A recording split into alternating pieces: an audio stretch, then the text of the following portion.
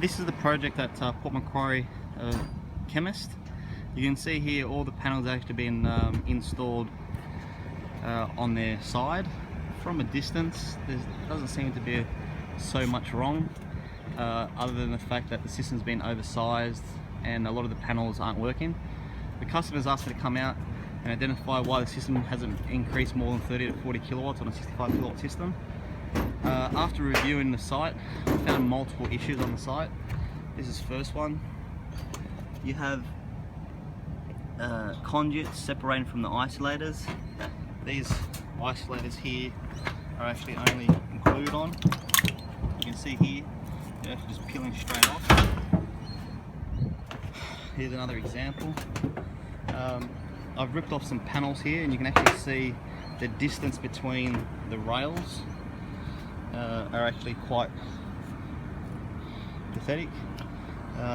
You've got joiners, you've got angles being used for joiners, which is very sad. Then you've got actually conduits going in between with absolutely no saddles whatsoever on the deck or any securing of these panels.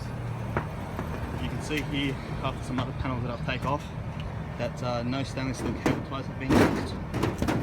You can see here that they're all frail. This is a mainline junction straight to an isolator and straight down a wall. You can see here it's not even sealed and no actual gland. So that's just a recipe for disaster. This is the most upsetting part of this particular job. This is directly underneath the panel. You've got two bare wires just laying straight onto a metal roof. Now, you'd think that they'll be okay, but if you actually just review over to here, you've got 26 310 watt panels, all rated at 39 volts.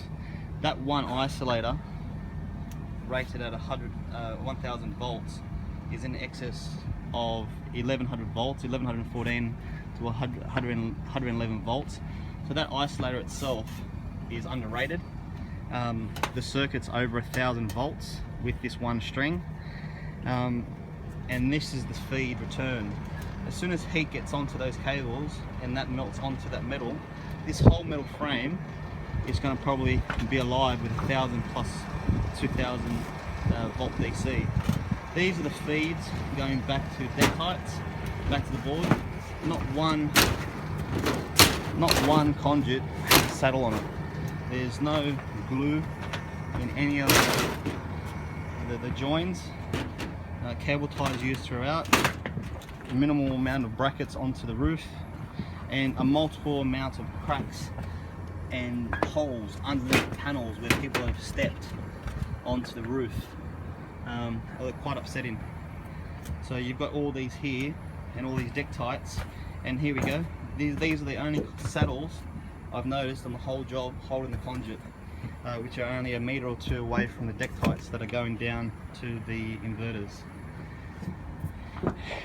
We're going to walk over now to